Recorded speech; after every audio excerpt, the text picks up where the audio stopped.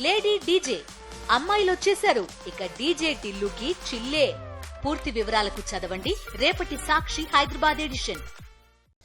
BC వర్గాలకు జరగాల్సిన న్యాయం జరగలేదన్నారు ఎమ్మెల్సీ కల్వకుంట్ల కవిత. రాజ్యాంగం ప్రకారం బీసీలకు హక్కులు కల్పించలేదని, ప్రాంతీయ పార్టీల అధికారంలోకి వచ్చాక బీసీలకు న్యాయం జరిగిందన్నారామె. బీసీ డెడికేటెడ్ కమిషన్ను కలిసిన కవిత నేతృత్వంలోని పలువురు సభ్యుల బృందం స్థానిక సంస్థల్లో బీసీలకు రిజర్వేషన్లు ఎలా కల్పించాలన్న దానిపై నివేదిక సమర్పించారు.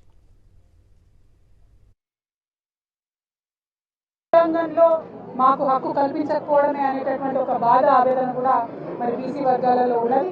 దానికి సంబంధించి ఎప్పటికప్పుడు రాష్ట్రాల్లో ఉన్నటువంటి ప్రభుత్వాలు అనేకమైనటువంటి చట్టాలు తీసుకొచ్చేటటువంటి ప్రయత్నాలు కూడా చేసిండ్రు.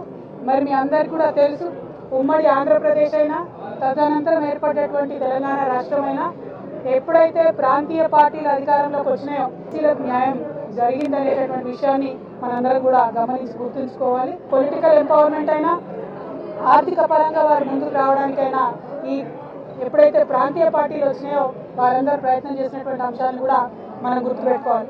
ఎందుకు ఈ మాట అంటా ఉన్నామంటే, ఇవాళ ఇక్కడ భారతీయ జనతా పార్టీ వేసినటువంటి అఫిడవిట్ 2021లో సుప్రీంకోర్టులో బాజాప్తా భారతీయ జనతా పార్టీ వేసినటువంటి ఒక అఫిడవిట్ నేను ఇవాళ మీ అందరి దృష్టి కూడా తీసుకొస్తా ఉన్నా. కాంగ్రెస్ ప్రభుత్వం ఏర్పడేటటువంటి సందర్భంలో కామారెడ్డి డిక్లరేషన్ లో 1,00,000 కోట్లు 5 ఏళ్లలో ఇస్తామని చెప్పి పెద్ద పెద్ద మాటలు చెప్పడం జరిగింది.